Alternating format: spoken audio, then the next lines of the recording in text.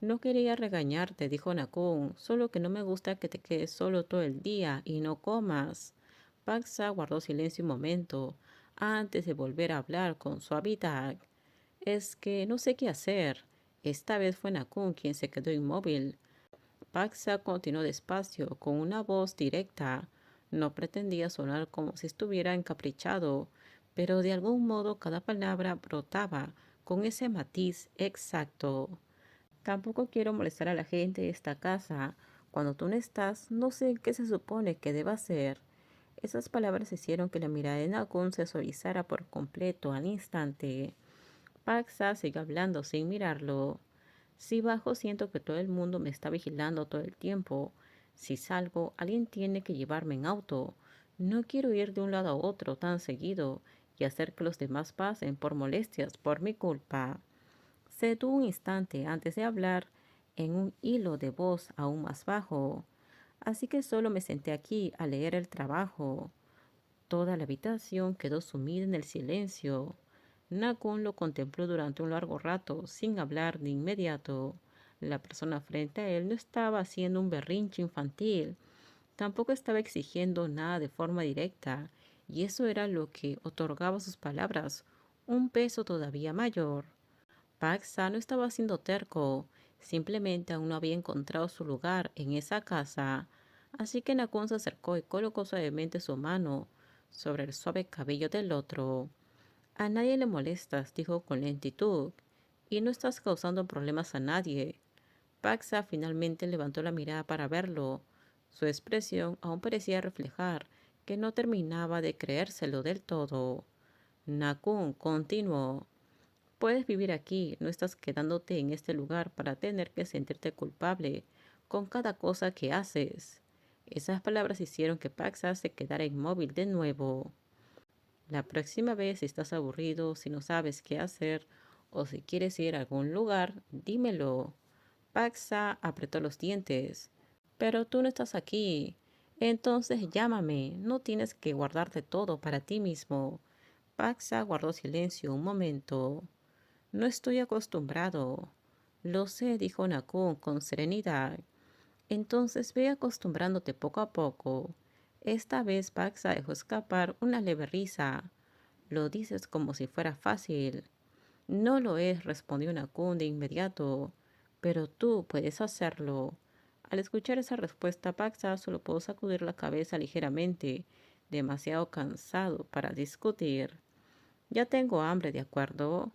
La comisura de los labios de Nakun se elevó un poco, escapando a su control. Bien, dijo, entonces vamos a comer. Paxa sintió. Paxa evitó los ojos y murmuró con suavidad. Lamento haberte hecho que te preocuparas. Esa frase hizo que Nakun se pausara por un momento antes de que su mirada se suavizara todavía más. La próxima vez solo no te dejes absorber tanto por el trabajo como para olvidarte de comer, respondió. Esta vez Paxa se puso en pie, obedientemente, y fueron a comer. Y mientras seguía Nakun fuera de la habitación, solo entonces se dio cuenta de que la incomodidad que se había estado acumulando dentro de él durante todo el día se había vuelto mucho más ligera. A la mañana siguiente, Paxa finalmente comprendió que las palabras entonces te lo daré todo en el mundo de Nakun no habían sido en absoluto una broma. Al principio simplemente le había pedido que saliera al frente de la casa temprano por la mañana. Ni siquiera había podido tomarse el café como Dios manda. Cuando vio a la gente de la casa de pie en silencio en el patio delantero, y en medio de la mirada de todos había un automóvil deportivo de un color verde lima. Su color era tan brillante que casi lastimaba los ojos. Las líneas del auto eran afiladas, bajas, estilizadas y demasiado lujoso. No era solo un auto, era la clase de objeto costoso que hacía que cualquiera que lo viera se detuviera a mirar. Tan caro que el solo hecho de estar allí contemplándolo hacía que Paxa sintiera que su precio debía superar por mucho todos sus ahorros. Para la gente común, incluso trabajando durante muchísimos años, si no contaban con un sólido respaldo financiero detrás, no había forma de que pudieran comprar algo así con su propio esfuerzo. La otra persona le extendió las llaves directamente. Úsalo. Paxa parpadeó una vez y luego se giró para mirarlo de nuevo. ¿Qué? Es tu auto, replicó Nakun con total naturalidad. Así podrás ir a donde quieras por ti mismo y no tendrás que seguir molestando a nadie más para que te lleve. Se detuvo un instante antes de continuar, como si yo hubiera establecido las condiciones. Pero a donde sea que vayas tienes que decírmelo a mí primero. Paxa miró alternadamente entre las llaves en la mano del hombre y el auto frente a él durante varios segundos.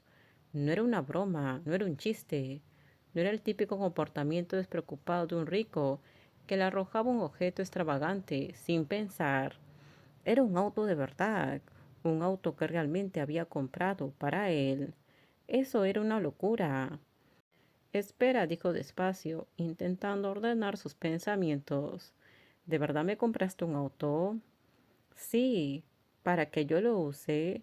Nakun lo miró con total serenidad. ¿Qué parte de lo que dije no quedó claro?